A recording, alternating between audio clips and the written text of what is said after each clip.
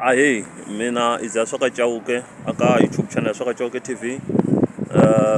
Ni ba mandla ni vilela ka vanhu hinkwavo lava nga nghena va subscriber.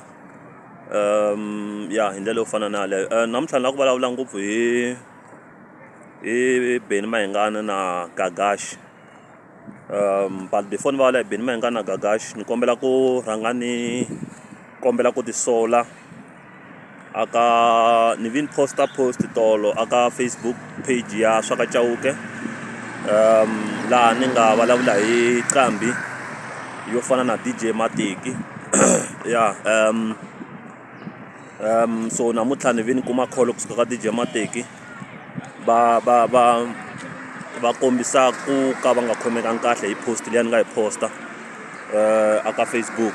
So na repeat aka vona because ni kombele ku khomeriwa loko hi ri ka riqingho.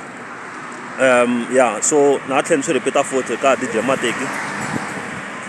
DJ Mateki ni kombela ku mi ni khomela n'wana bava, na titsongahata swinene ngopfu.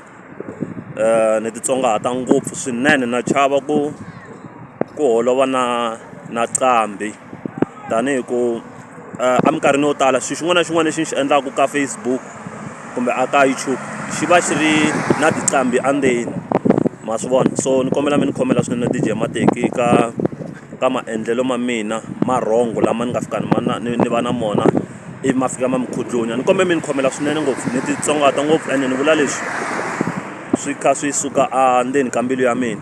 I just believe ku ri siku rin'wanyana loko ni ta tshuka ni vi ni kuma chance ni va ni ri le kaya, ni nga kota ku ni ta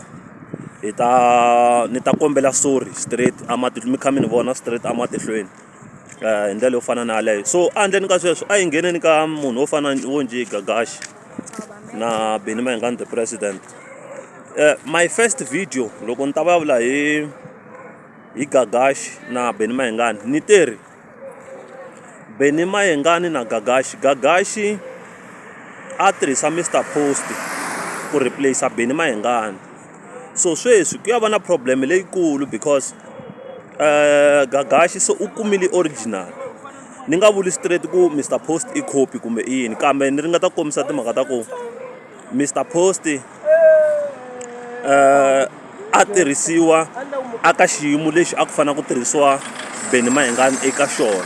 So sweswi Mr Post u ya va na problem tanihi ku Gagash se u kumi original leswi nga swi vuli.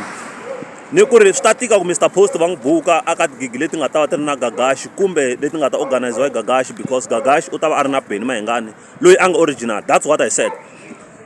Sweswiwa ni famba ni mi ya cheka leswi Gagash a nga hi xiswona ka Facebook na le ka tin'wani ta tigigigigi leti a nga phati ya to hlayanyana so far. Mi ta swi vona ku leswi a ni swi vulaka ku ri swona. So but Gagash a nge n'wi blame because Mayengani u kulukumba ngopfu loko swi fika hala ka music wa Xitsonga.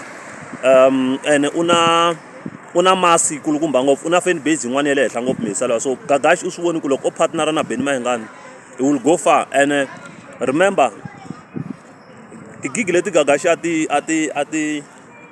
ti organizaku na lava va n'wi recruitaku a va organizela tigigi kumbe lava va tirhisanaka na vona va lava nambara ya le henhla. So meaning ku ri loko a va ri against Mayengani nambara ya le henhla a nga yi kuma, mara a nga swi va swi nga ri u va a nga ri 100% confident ku ri vanhu va ta va va tele ka gigi yo karhi kumbe njhani. So sweswi wa swi tiva ku ri okay sweswi hi ku na Mayengani obvious ni ta fika ni ya kuma support hi kulukumba ngopfu kusuka ka Matsonga tanihi ku Matsonga va tele ngopfu vanhu lava rhandzaka Mayengani hi ndlela yo fana na leyo. So hambiswiritano ni kombela ku mi nga ri ku subscribe aka YouTube channel swaka chauke TV hi ndlela yo fana na yaleyo.